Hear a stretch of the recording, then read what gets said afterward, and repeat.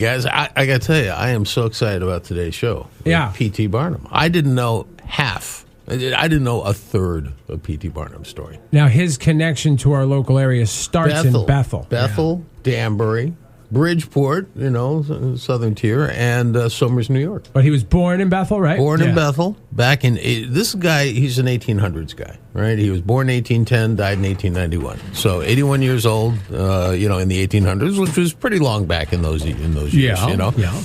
And was one of the best known Americans in the 1800s, and he was one of the richest. And people don't really understand. It all started in Bethel. So how well do you guys know downtown Bethel? Downtown Bethel. Well, you know where P.T. Barnum Square is? Yeah. Okay, so Greenwood Avenue. Sure. Yeah. Okay. Yep. So if you're driving from Bethel toward Newtown on Route 302, Greenwood Avenue, in front of the library. Right in front of the library, there's a statue of P.T. Barnum. Right. His uncle's store was in P.T. Barnum Square, which will come into the role in a second here. But when you drive out of town, you go by Carlucci's on the right, and there's a stoplight right there. You keep going straight, and about a half block on the left, there's this yellow old house, well kept. That's the house he was born in. Really? It's a beautiful in house. 1810. They have really kept it in great condition. Have you seen the clapboard on the front of it? They put a sign up there with his signature blown up. And it says the history of the house was built in the 1700s, but he was born there in 1810. So that's where it all started. It was right there on Greenwood Avenue. And Greenwood Avenue was named after John Greenwood, who was his sidekick. So when he ran into, when he would go out on the road and do his stuff, and he had to leave all of his affairs to somebody, it was John Greenwood who left it to. So that was Greenwood Avenue. Sounds like an executive assistant. Well, it is exactly right. So they didn't call it that in that I know day. they did not. So so a couple of great stories. Number one, his uncle ran a store in town, and that's where he worked. And a guy from Somers, New York, came over, and I guess you know this story, Lou, of this guy, Bailey. Hackalea. Now, I don't know who names their kid Hackalea, but Hackalea Bailey. Try spelling it. I had to do it for an article last week. Hackalea Bailey comes over to the store on occasion, and P.T. Barnum met him, and he had this elephant. I didn't know that. What's his name? Old Bet. Short for Betsy. Old Betsy. And this is when you drive down Route 202. The second elephant in the States, there's some mixed reports on that, but it was the second elephant brought to the States, and it was the first circus elephant. Wow. Yeah, well, and this is what caught P.T. Barnum's attention. So Barnum is in Bethel, and this guy drops by the store, and they get talking. And Barnum, you could tell, had this in his blood from early days that he was going to do something big. And so he met Hackalea. He, at age 21, he had been raised as, not to get into religion, but he had been raised a Baptist. And in those days, the Calvinists ran that area. And his mother was a very strict Baptist and raised him strict. And the Calvinists kind of looked down their noses at the Baptists at those times. So at age 21, P.T. Barnum starts a newspaper. He buys a printing press, and he starts the Herald of Freedom in Danbury. He didn't know much about the business, and he gets charged 3 times with libel. And the third time... That's like me. I was going to say, I've seen some similarities here. So, third time, he gets thrown in jail. He was in the Danbury jail for 60 days. For libel? For libel. And when he gets out, he throws himself a parade. There's all these speeches and ceremonies and all this, so he has a grand time. It's like Howard Stern, this guy. I'm telling you, he was like the Donald Trump, Howard Stern of the 1800s. So anyways, at age 24, he goes down to New York City, and he starts a show. And it's called the Barnum's Grand Scientific and Musical Theater. And it did okay. It was 1836. 1837, next year, time means everything. It was the financial panic of 1837. Everything goes into the toilet, and for 3 years, he's down on his luck. Finally, in 1841, this is where he breaks through. Because everybody thinks of P.T. Barnum as the Barnum and Bailey Circus. Right. That didn't happen until he was retired, which is what people don't know. I mean, this was nothing. What was everything for him was this thing that happened in 1841. There was a 5-story building in Lower Manhattan, right near where City Hall is today, if you know Manhattan geography at all. And it was a museum. Some guy named Scudder had a respectable museum. And Barnum buys it. Wasn't it huge? It was a 5-story building. It was Yeah. huge, in New York City terms back then. But he decides to expand it and do things that nobody had ever even dreamed of. So he pipes in water from the East River and creates the world's first aquarium and brings in beluga whales. He has a theater. He went has big. a wax museum. Go big or go home. Well, yeah, and so he does all these incredible things. Now, he also then has things like, this is where the flea circus started. Where, you would pretend that there were like little fleas doing things and how he did, he had the bearded lady. He had, and the thing that P.T. Barnum did that, cuts both ways, right, is that he had humans with deformities, and he would charge people a lot of money to come and see these people. Yeah, well, Maury Povich did that, and that was only like 20 years ago. Nobody says anything about Maury Povich.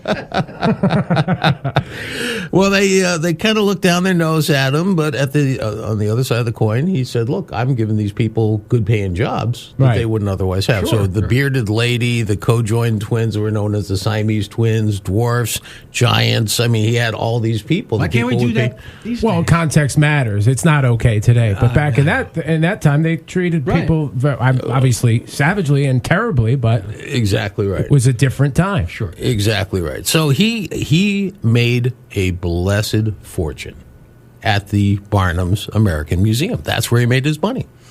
And you've always heard about being in the limelight. Yeah. You know what the limelight is? So he actually introduced the limelight to the United States. Limelight is the common name for a chemical called calcium oxide. You put calcium oxide inside a glass tube and you heat it up, and it's incandescent, so it glows, sort of like neon signs, Right. except this was years and years, decades before neon signs. And he was the first one to use limelight in the United States. It was invented in England. He brought it over, and he put these limelight signs outside the Barnum American Museum. So it's not something you could snort. No, but think about how you feel when you go to like Vegas. Yeah. And these lights, they give you this Right. like joy. For the folks then, when he's doing this, they have nothing to compare it Joy, to. It's brand joy new or technology. A seizure. Yeah. So so there are a couple big moments in his life, and one of them was coming up. He opens this museum in 1841. In 1842, he's now moved to Bridgeport and has made Bridgeport his home. And he hears about this guy, and he goes over and he meets Charles Stratton. And Charles Stratton is the guy who would turn out to be General Tom Thumb, who was a dwarf. He had stopped growing. He was 3 feet tall, and but he was very talented. And what Barnum did was convince him to come and work at the American Museum. And it turned out to be his top biller and made Barnum rich. What, because he was 3 feet tall? Yeah. Wow. He entertained for Queen Victoria in England, all over the world. What did he do to entertain? Well, he when they dressed him up as General Tom Thumb, he would do an impression of Napoleon, for example, Wow. and he did some comedy routines and he sang. He was apparently a very good singer and a good comedian, and people loved to see him. Sure. So he did that. Anyway, so he did one other thing that was important was in Bridgeport. He built, and unfortunately not one of these still exists, he built 4 gigantic residences. One of them in particular called Iranistan, which was a Persian theme. This thing was a palace. It actually was a palace. It was built on 17 acres, not too far from Long Island Sound, on Iranistan Avenue, which still exists to this day. The house burned down in the 1850s, but this thing was huge. And when you see pictures of it online, you can't believe something like this existed in the state of Connecticut. It was one of the biggest houses in the United States, in the world, called Iranistan. P.T. Barnum built it. And you said there were 4 of them in total? What did they do When with he the other ones? burned Rip them down for condos? Yeah. This is a good old American history, right? Let's put a box store up or a parking lot or something, Joni Mitchell song. But, it's just insane. Anyway, so to wrap up this part of the segment, the American Museum burned in 1865 in one of the most spectacular fires New York City ever saw. And it was a horrible story. I mean, animals were jumping out windows and stuff, and the beluga whales actually fried in the water. I mean, it was horrible, absolutely horrible. So everything burnt to a crisp? Everything burnt down. And so P.T. Barnum, who had made a fortune doing all this stuff, he thankfully had it insured. So he didn't lose his money, but that was the end of the American Museum. But we can tell more about this. Some unbelievable stories. So that was not rebuilt then. Well, I'll tell you the rest of the story later. Yeah. Part 2, The Place You Live. The story of P.T. Barnum starts in Bethel, Connecticut. That's what we're doing today. And we'll be back with Part 2 and Mike Allen coming up. Welcome back, Mike. Hey, I got to tell you, I was trying to figure out how to do this with P.T. Barnum this morning, right? Mm-hmm. You got 2 segments, and it almost feels unfair to have taken his first 55 years, which you would think is the bulk of anybody's productive life, right? Sure. And just cast that away in segment 1. The point is, what he did in the rest of his life was at least as important. Didn't make him quite as much money, but it made his name. Right. So at what age did that start? You told us earlier. So we're starting out at age 55, 1865, the year the Civil War ended, all right, just to put it in some context, right? And in fact, I'm just going to do a little rabbit hole thing. Do you guys know the U.S. holiday called Evacuation Day, November 25th? Do you know anything about Evacuation Day? No, I do not. This used to be as big as Memorial Day, I don't know, Lou, I don't know your age, if you even remember, but 41. As a kid, there used to be separate February birthdays for the Lincoln birthday and Washington's birthday. And then they combine them. And they do this for convenience, right? It's like Thanksgiving didn't always exist until, one president said, I think we're going to do this. I forget which one it was, but same thing with Evacuation Day. And what Evacuation Day was, November 25th, was the day the British evacuated New York City and finally left during the Revolutionary War and said, enough is enough, we're done. And what they did was there was a gigantic flagpole. It's a great story. Flagpole in southern Manhattan, right on the tip of southern Manhattan. And they went up and they put the British flag up there, and then they greased the pole so that nobody could go up and take it down. And then they evacuated, right? So this is a great story, right? So so somebody came by with like claws on their fingers. They outfitted themselves like this and clawed up, took down the British flag and put up the American flag. And so this was Evacuation Day. So in 1864, the Civil War is now winding down, and in New York City, they have these 8 Confederate soldiers who are going around. I forget what they named themselves, but they were trying to undo New York City on Evacuation Day. It was like, this big, it was like January 6th, right? This big infiltration in New York City. 8 guys. 8 guys, and they targeted the American Museum to burn it. And they were not successful. They started a fire. They put it out quickly, but that was one of the places that they tried to do on Evacuation Day. Wow. Anyway, they were caught and quartered. I don't know what they did to them. But anyway, so then, a year later, it burns down. Now, P.T. Barnum, the great thing about him was he was not one to give up. So he salvaged what he could out of the ruins, and he opened up a second museum uptown, a little bit uptown. Again, I don't know what you know of your geography in Manhattan, but Soho and NoHo, it's Houston Street, right? North and south of Houston Street. All them hoes, All them hoes, yeah. So, no, that's 6th Avenue. Flag on the plane. I knew I'd get something out of that. So, just north of there, so between Spring, I forget, it was somewhere up in there, on Broadway, he opens his second museum. So this is 1865. Now, he decides he's getting politics in his blood. So he decides to run for the Connecticut legislature, and he wins. And he started off as a Democrat, but he was very much against slavery. And so when Lincoln wins the Civil War, he decides to become a Republican, this new Republican Party. And so he switches affiliations to the Republican, runs for legislature, serves 2 terms. And while he's doing all this, the business is still going to New York City. He's loaded. He's got money. He's building all these mansions in Bridgeport. And the second museum burns down in 1868. So one of the crowning moments of his life is, and the best ideas in life come from very simple ideas. He said, all this time, I've been making a fortune having people come into this museum. And in the American Museum, I forgot to tell you this little fact. This is unbelievable. 38 million people came to his museum in 24 years. That was the total population of the United States in those days. Oh, my God. That's why he made so much money. Yeah. Anyway, so he then decides, I'm going to turn it around. And I'm going to take my show on the road. And he started something called a circus, a traveling circus. And, of course, he needed a circus train to take this circus around the country. And, of course, that led him to be introduced to Cornelius Vanderbilt, the tycoon who made his money building the trains. This is a story you're going to love, Lou, as a sports nut. All right, so Cornelius Vanderbilt had trains in Manhattan. And for some reason, the city said, yep, 42nd Street, that's it. No more trains south of 42nd Street. So that's where Grand Central is today. Right. And that's where they stopped it. So the train's dead end there from Lincoln Metro North, right? He kept his trains on Madison Avenue between 26th and 27th Street. So it was way farther south. Now he didn't know what to do with the land. So P.T. Barnum bought it. And P.T. Barnum said, I'm not building another indoor museum. They keep burning down. I'm going to build, and he did a full city block, if you can imagine this, of a tent, an open-air tent. So he could only do this thing seasonally. Inside he had 10,000 seats. He had a racetrack where he had Roman chariot races and three-ring circus stuff. And he called it the Great Roman Hippodrome. So this thing's on Madison Avenue, right? In lower, and across the street is this beautiful park with gardens in it and everything. And people used to love to come to this thing. And he's still living in Bridgeport doing all this.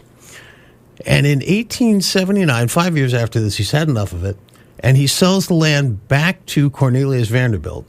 Vanderbilt, who's looked at this hippodrome and said, hey, this is a pretty successful business model, decides to build an enclosed indoor sporting arena. And, of course, it's called Madison Square Garden. Cool. That was the original Madison Square Garden. And knew? if you look on the me. website, you'll find that P.T. Barnum's Hippodrome is referenced in the official Madison Square Garden archives. That's super cool. And anybody just joining us this morning, this is a fairly new segment. It's called The Place You Live. It takes an in-depth look at some amazing stories from our communities. And P.T. Barnum was born in Bethel, Connecticut. You said you have audio of P.T. Barnum. How is that possible? So we're going to go to that in just 2 seconds. Okay. He then runs for mayor of Bridgeport. Won't go into detail there, but he was a very successful mayor of Bridgeport for one term. And then at age 61, as I said, he started the traveling circus. It was then at age 78 that another circus had been competing against him. And this goes back to the Somers, New York connection, where James Bailey had been running a circus. And Barnum had his circus, and he said, why don't we team up together? And he lends his name at age 78 to something called the Barnum and Bailey Circus. And of course, he got top billing because his name was known everywhere. Sure. So he would die 3 years later, P.T. Barnum, but this show went on, the greatest show on earth, went on for 130 years. The last performance was 2017, and that was the end of it. Now, in 1890, 1 year before he died, Thomas Edison got in touch with P.T. Barnum, and he said, I've just invented this thing called the phonograph. And he said, can I record you? Because he's one of the most famous people on earth. Exactly. Yeah. Exactly. So I'm going to read you, because it's a little hard to hear, but you're going to play a tape in just a second here. This is what he said. He said, I thus address the world through the medium of the latest wonderful invention, Edison's phonograph, so that my voice, like my great show, will reach future generations and can be heard centuries after I have gone to the great and, as I believe, happy majority. Ha ha. All right. So let's hear this. Okay. I thus address the world through the medium of the latest wonderful invention, Edison's phonograph, so that my voice, like my great show, will reach future generations and be heard centuries after I have joined the great and, as I believe, happy majority. That's cool. If that were today, they'd put a Beyonce song underneath. Of course. Inside edition. 128 beats per minute. Why is the mix always so loud? Yeah. Ethan, tell me. That's great stuff. That's P.T. amazing. So Barnum. just to wrap it up, he dies a year later of a stroke in Bridgeport. He started the Barnum Museum. He gave money for the Barnum Museum, which opened after he died. It's still there, 800 Main Street in Bridgeport, the National Register of Historic Places. Great thing. I would think you would agree with me, gentlemen, that if somebody builds a statue of you, you have arrived, right? I mean, that's would pretty think, yeah, pretty yeah, much, yeah. right? There's two statues of him, one in front of the Bethel Public Library and the other one at Seaside Park in Bridgeport of him sitting in a chair looking out over his beloved Long Island Sound. That one was commissioned by his friends. Anyway, so there's two of them there. He built the four mansions. And he also gave the land for Seaside Park. That used to be his property. And the last thing is he's buried in Mountain Grove Cemetery in Bridgeport. And for those of you interested in the southwest section, gigantic, as you can imagine, marker. Yeah. And right next to him, a guy who died in 1883 at age 45, General Tom Thumb, also with a big marker. And he designed the cemetery, too, P.T. Barnum. So, unbelievable story, unbelievable legacy, all started in Bethel, Connecticut. Now, the statue in front of the library was done not all that long ago. I want to say 2010. I have an article about it. Yes. And it was done by, I think we know the guy. Dave Giswaldi is his name? Was the I don't sculptor? recognize the name. It sounds very familiar to me. And the Elephant Hotel and the Old Bet statue are in Somers, New York. You can't miss them. Old Bet, short for Old Betsy. So those are markers that you can go check out in our local area. This was a great deal. Thanks, Mike. We appreciate you this week. I don't know if you've seen them. I don't know how many documentaries there are about the circus, but I saw one of them. I don't know, was it Netflix, Prime Video, or whatnot? It was about the circus closing, and they went inside the circus. They talked to a lot of the performers. They were a family. Yeah. I mean, a close-knit family. Everybody who was involved in the circus. Yep. It's a fascinating documentary. What does the bearded lady do after bearding it up for so many years, you know? Are you going to go work at Kroger's? You want to go there? Yeah, that's what I want to do. Do you want to go there? No. Is she at Kroger's now? I know. She a greeter? All right. You walk in and go, whoa. Really? Yeah, that's what I want to do. That's what I want to end the segment. I set you right up, didn't I? Hey, Mike, this segment or the feature that we do, you just bring everything home, and it's just so fascinating. It's great to me, it's just fascinating. Yeah, I love it. We could go for the next hour. I mean, we can't, but we should. Lisa messaged us, and she said, I love this historic S. So they're digging it.